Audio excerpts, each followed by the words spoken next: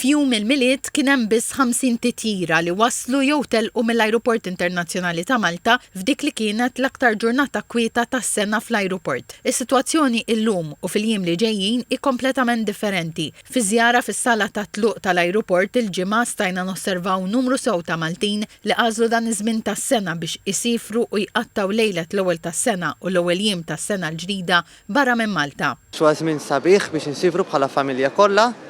Ħansifru lejn il-Ġermanja, Berlin, u żmien interessanti. Bħal da żmien sena konna morna New York.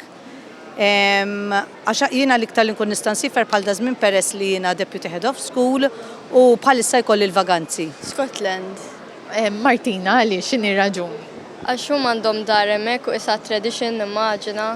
Kull sena u di sena ħad tiġi magħna, il-best friend tiegħi. Tiflakkom bix-xadda u hekk.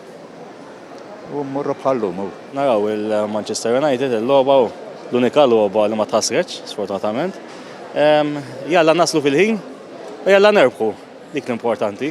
U kif inkunu hemmhekk forsi ngħaddu naqsat Scotland induru dawra naġgħu niġu lura Malta. Ħassifru l-għada tal-miliet fejn sejrin sabiħ?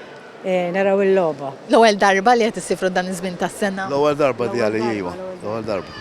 U minħabba il-logħba jew anke biex tqatta'? Ritni magħha, xi ma nżgħux magħhom. Dejjem insifru da żmien hekk l-għada tal-miliet u wara nibqgħu sejrin. Sa ftit wara l-ewwel tas-sena. Min-naħa l-oħra ltqajna ma' turisti li kienu sejrin lura pajjiżhom wara li ċċelebraw il-miliet fil-Gżejjer Maltin. Yeah, some coastal trekking and it was really nice. Yeah, fantastic. This was your first time spending Christmas here? Yeah, and we were saying that it was amazing. It looks very Christmassy, all the lights, all the people like going out. And yesterday we went in Valletta and it was amazing. Yeah. Non l'avevamo mai vista e eravamo curiosi. Ci è piaciuta moltissimo. Li vjaġġar matul dan iż-żminijiet tal-festi mistenni jirranka għada fis-27 ta' Diċembru li se tkun l-iktar ġurnata impenjattiva għal matul ix-xahar ta' Diċembru. Fil-fatti għada fis-27 ta' Diċembru mistennija jaslu jew jitilqu fl-Ajruport Internazzjonali ta' Malta madwar 30,000 passiġġier fuq iktar minn 200 titjira. Il-ġimgħa is-sala tal-wasliet fl-Ajruport Internazzjonali ta' Malta kienet għada kwieta għalkemm iltqajna ma' ftit turisti li kienu għadhom kemm jaslu minn Londra. I just hope the sun is out and I can just take the jumper off. We've come because we know that there's sunshine, culture, things to do, good food. History, lots of good walking, I hear.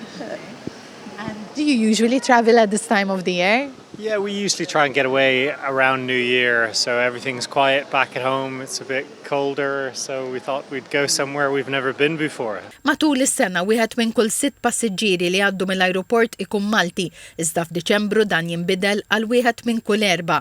Fost ir-raġunijiet għaż-żieda fl-ivvjaġġar fost il-Maltin tista' tiġi attribwita il-vaganzi tal-iskola u wkoll biex jesperjenzaw xitwa differenti minn hawnhekk.